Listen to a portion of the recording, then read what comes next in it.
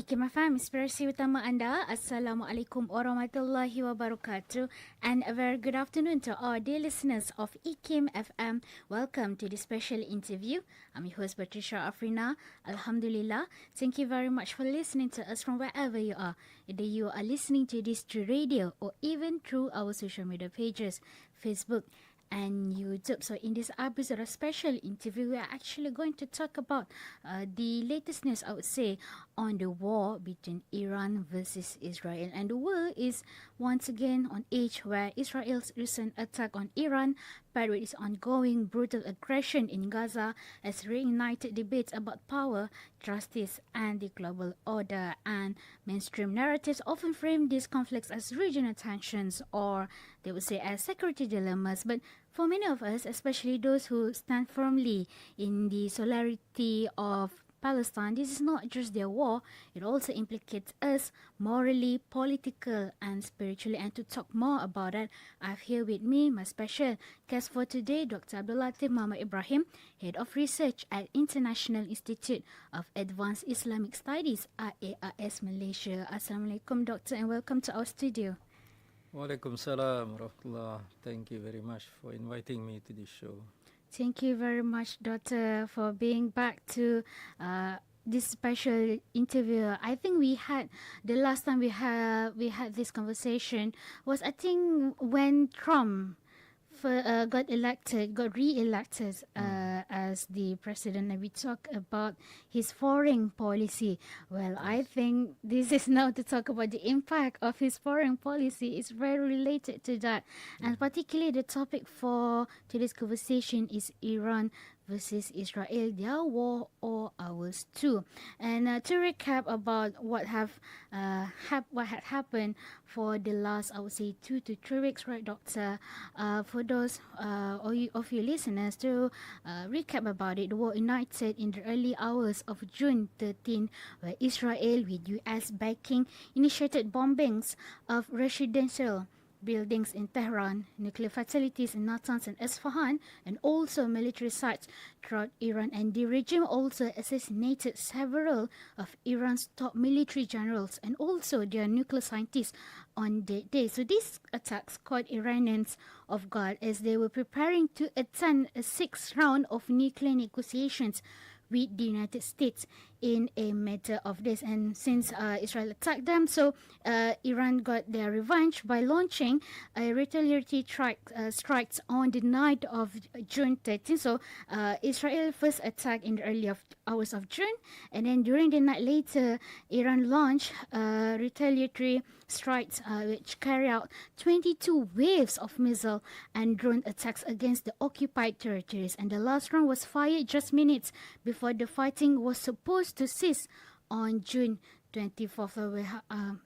I would say such a weird situation was on that time. So we have a lot to uncover in this conversation. So as a starting for today's conversation, Doctor, can you share with us about the reason behind why Israel and United States launched an attack on Iran? Thank you for asking me that question. It's a very important question to understand what's happening actually. Yeah. What's happening, or what is the rationale behind the Israeli attack on Iran? Actually, if we had been following the news and we had been following developments in the Middle East as a whole, we would have noticed that actually Israel had been threatening, or rather had been trying to force the United States to take out, there's a word for it, to take out Iran. Okay. Meaning that take out its nuclear program. Now, there's something that we need to understand about the nuclear program which Iran was developing. Yeah. First and foremost, Iran's nuclear program is a transparent program. Transparent It is program. It is known to everybody. Yeah. Iran itself is a signatory to the NPT, Non-Proliferation Treaty. Okay. And as a result of that, we have inspectors from the International Atomic Agency, that is IAEA, which regularly visit Iran to check on their development of these nuclear facilities and nuclear technology. Yeah. So, and it has been Iran has always been getting a very clean record from the IAEA, which means to say that there's nothing to worry about Iran's nuclear program. Okay. But of course, we do not know the mechanics or the what's behind the nuclear program, because when you talk about nuclear technology, it can be used for peaceful purposes. It can also be used for offensive or military purposes. So, I mean, how it will shift from one to the other or whatever, only the specialists will know about this. But Israel has been all the time,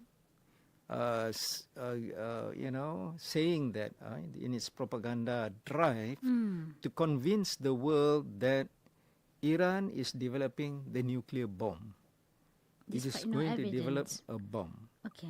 Now, to me, I think this, in the first place, there are two issues here. Number one is developing a nuclear bomb a problem? I mean, if you look at the world now, the superpowers all have got stockpiles of bombs, nuclear bombs. The US has got so many nuclear bombs. The Russians have it, the Chinese have it, the French have it. Yes. UK has it. I mean, these are all nuclear powers. India has it, Pakistan has it, North Korea too. So they have nuclear weapons, Yes. right?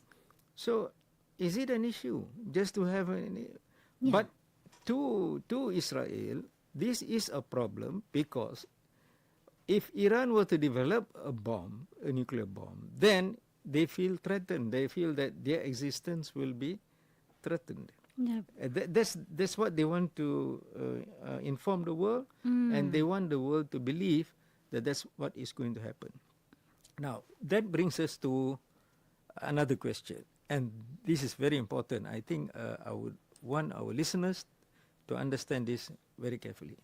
Now, why is Israel feeling threatened? Why? There are the main reason why it is being threatened is because its very existence is not based on legitimate reasons. Yes. Its legitimacy as a nation is questioned. Because if we go back to history, in 1948, how was Israel established? Of course, the narrative is from the Israeli side, and of course the Western world always come up with the story that it was brought to the United Nations, and then 57 nations or whatever number, a small number of nations, not representing the whole of humanity, of course, just a certain, and because many nations were not members yet at that time. Okay. It was just after the Second World War. So at that time, that small number of nations legitimized, or rather agreed to the establishment of a state called Israel. Now, and we know the history of how this entity came into being was through the ethnic cleansing of the Palestinians. The original inhabitants of that land were driven out forcibly, and then, meaning to say here, those who came from outside of that land, from Europe and elsewhere, including the current leadership and the current settlers who are in that occupied land now, they were always having this feeling of insecurity. They have that feeling of insecurity. And this is the driving force for Israel's behavior until today. They are not feeling secure at all. The root cause of everything because of insecurity. Yes? They are insecure of everything. They are insecure. They are insecure of their existence. Because they are based on not a solid footing. Yes. They planted themselves there. They stole that land.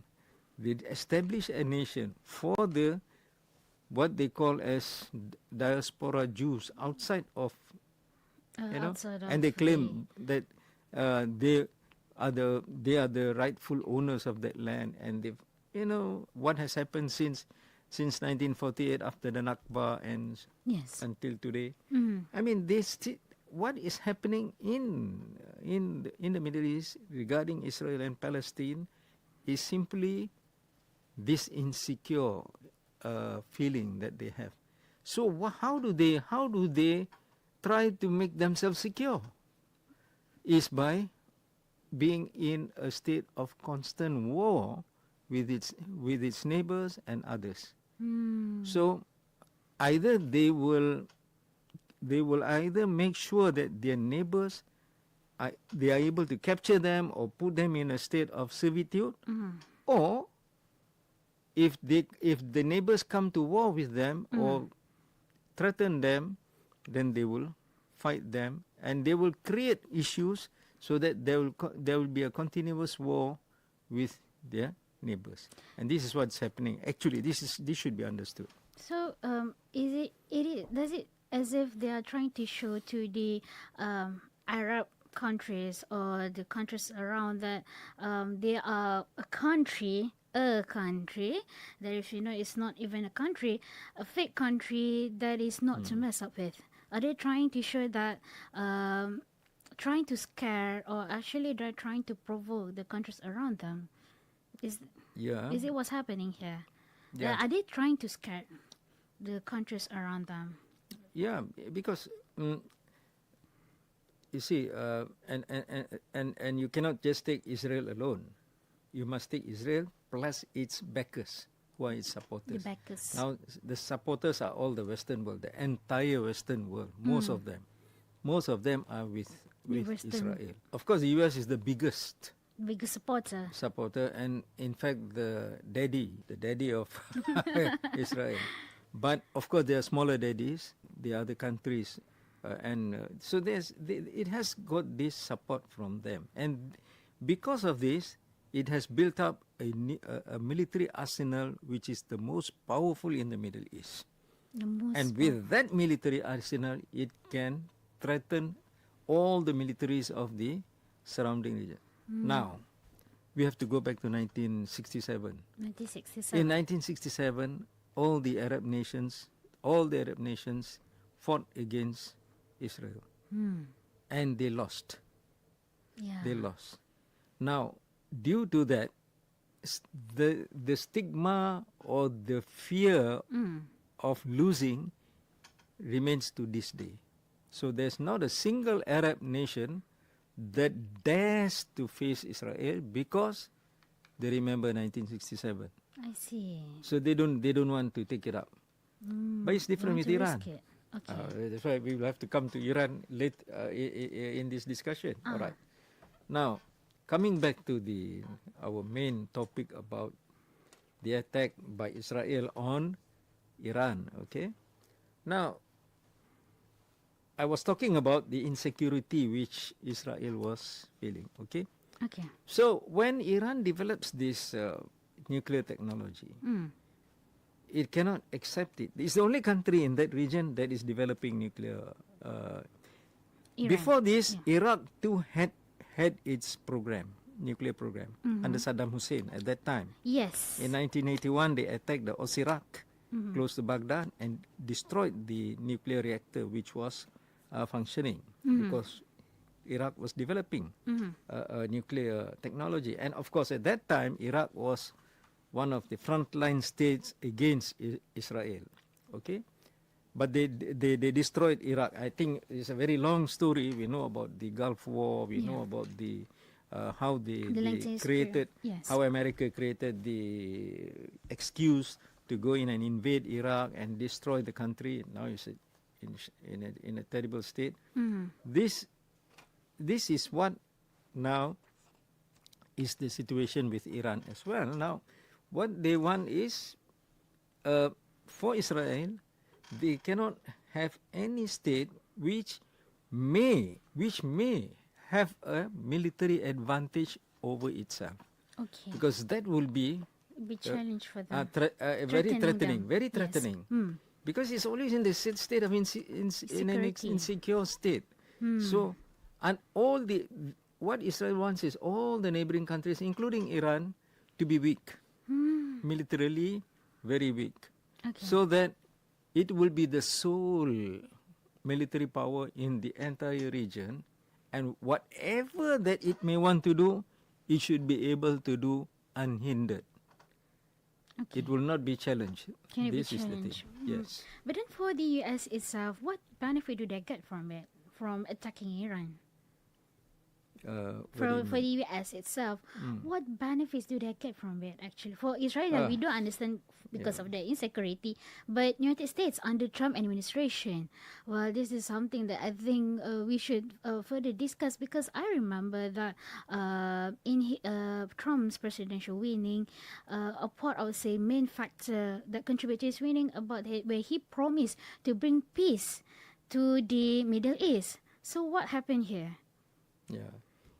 You see, Trump, as if you would have seen ever since he took office earlier this year, okay, he's been doing a lot of things, whether Unprecedented. domestically or internationally. His foreign policy or his domestic policies has always been full of controversies. Yes. And of course, you know, you do not know when it is going to settle, because he might say, in fact, I read so many of these commentaries about the way he does his job. You know, don't take him seriously, because before he finishes his cup of coffee, he might change his decision 3 times. So you know how he works. Yeah. What he believes in is disruptive politics, and disruptive his approach is disruptive. Destructive. But from the disruption that he creates, he wants something to come out of it that will benefit either him personally Okay. or the United States. This is what he wants, some benefit for himself or Okay. for the United States. It is so he likes to do this, you know, to create, Unprecedented let it be. Yes, he talks about peace, of course. You see, even in the case of Ukraine-Russia war now, and you can see that he's taken America out of the Ukraine-Russia war theater. Practically, he doesn't want U.S. involvement at all in that. Yeah. Unlike his predecessors, were the most dominant participants of the war. But he's taken out America from this situation, this theater. He doesn't want involvement. He doesn't want to supply Ukraine with weapons and whatever intelligence, whatever in its fight against Russia. He doesn't want that. So it's a different kind of thing. And in the case of the Middle East, if you remember, when he first came, he stressed that he wanted it to stop immediately, and it is stopped. It did, but Israel is different from Ukraine. It is different. Okay. Israel, we know Israel controls the U.S. administration. We don't just talk about Trump, but you have to talk about the entire administration. Okay. Who are the people around Trump? Lobby behind Okay, them. okay. The Zionist lobby is too strong, including Trump. His victory was made possible by the Zionist lobby. He has to do something. He has to help out To please them. to please them. So even though he may think about a different set of solutions to the Palestinian-Israeli thing and all that, but eventually it is Israel that decides what it wants, and it gets its way. It gets its way. It gets its way. Of course, they just to make it look like as if it's like a face-saving kind of thing for Trump. Also, sometimes like the case of Iran when after Israel attack on the 13th of June, and then it was followed by Iran retaliating, and then traded missiles and they traded bombs and things like that. Trump came in at the end of the episode with a bombing of 3 nuclear sites. Yes. When he bombed that thing, he said stop.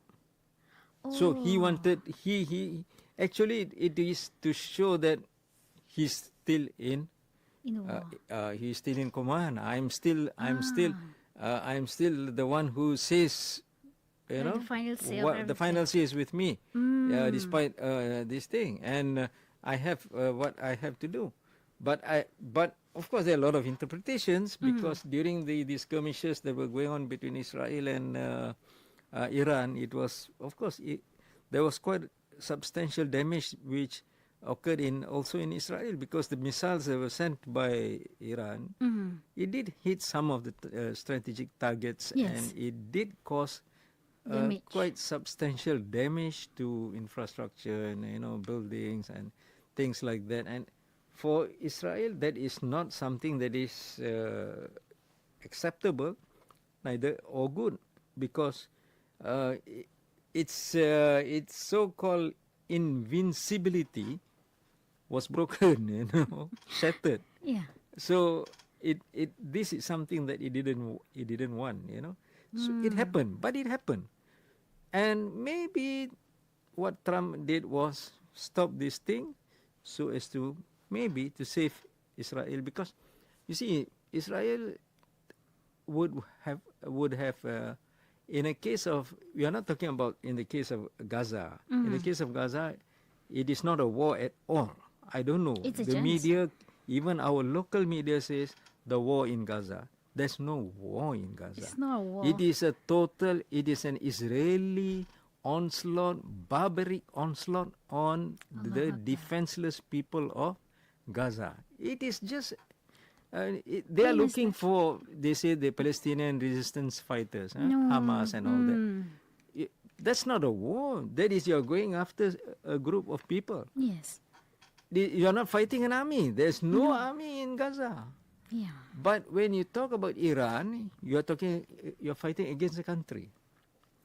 Now, when it comes to country, Israel as a country fighting against another country, Israel will not last a long time.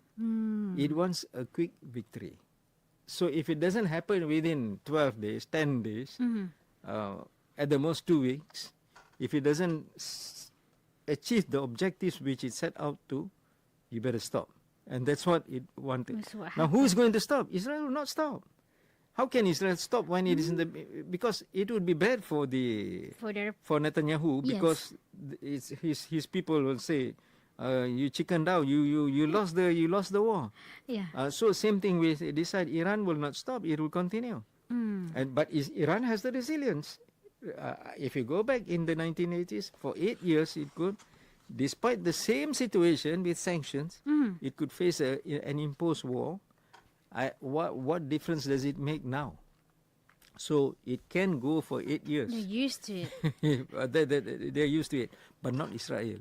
So who is going to save Israel? So Daddy comes to the rescue. So that is why Daddy had to do something. So there's like the final stop.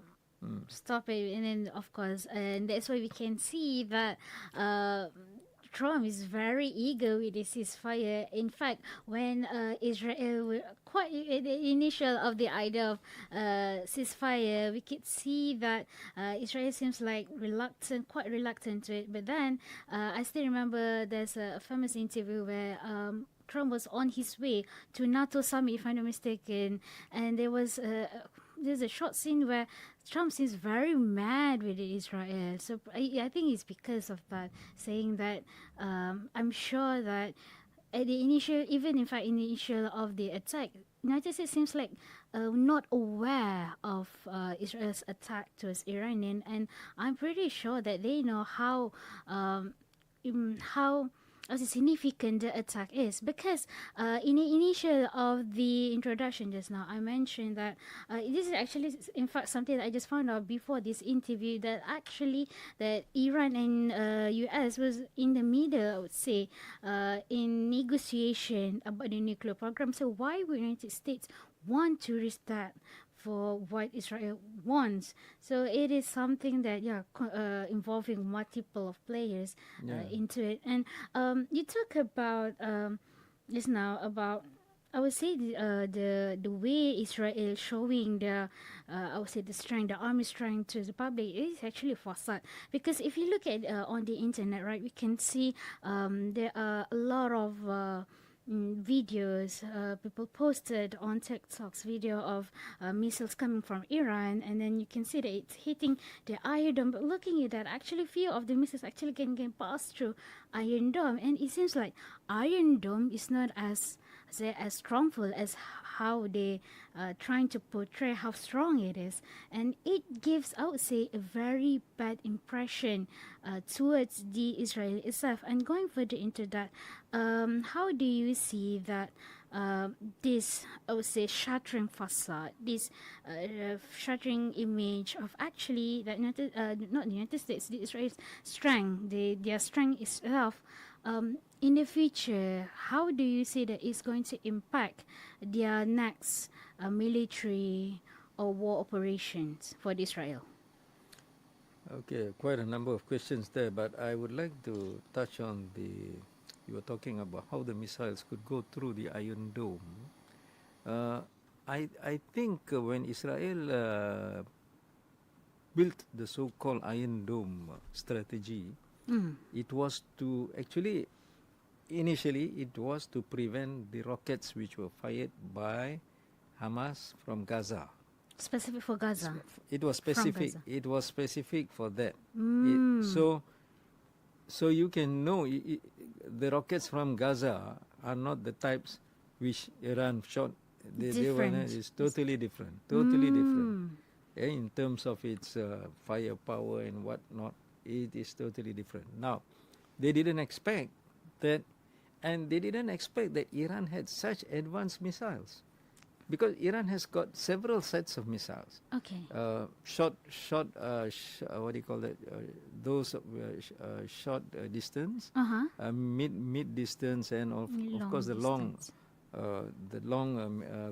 distance missiles. You know, I mean, so they've got so many. They're very well equipped. They have all those kind of missiles, and I think. Yeah, despite their, the ability to come up with all kinds of strategies and this and that, there's still a chink in the armor.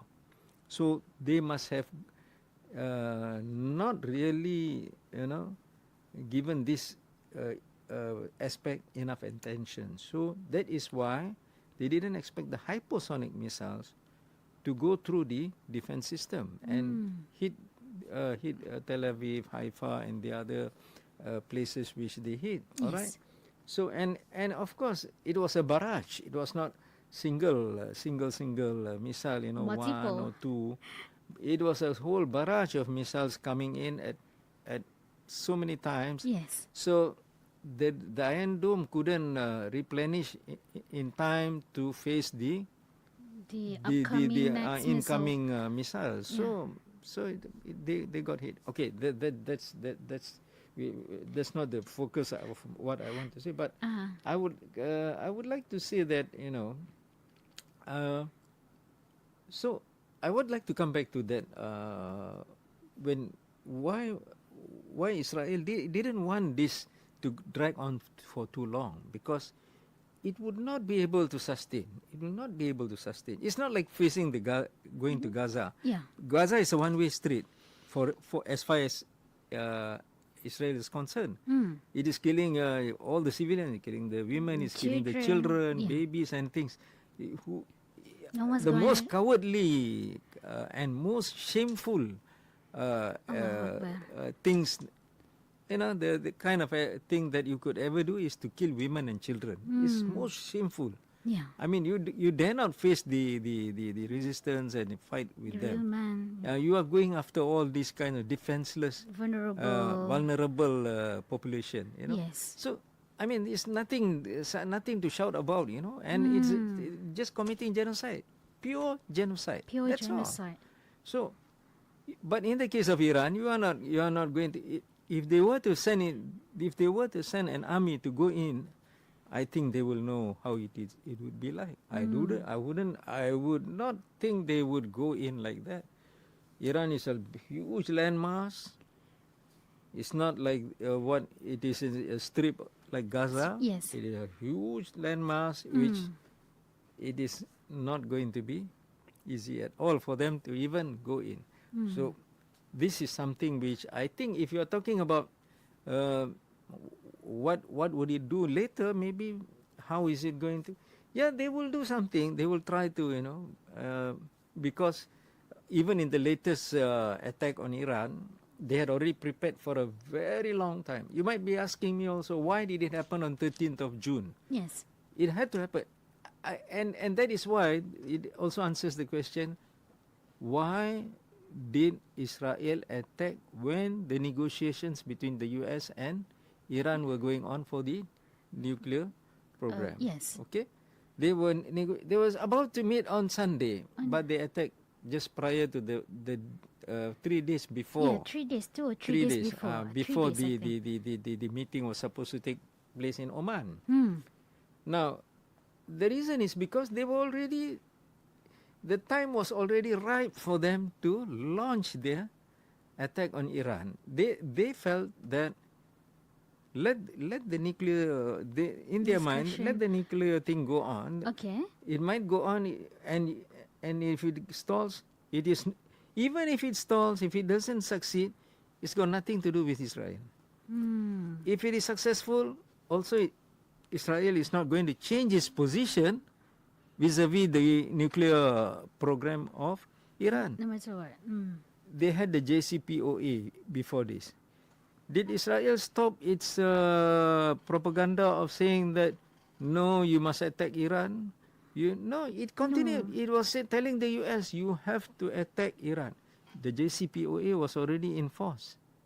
But still, Israel was demanding that the US attack.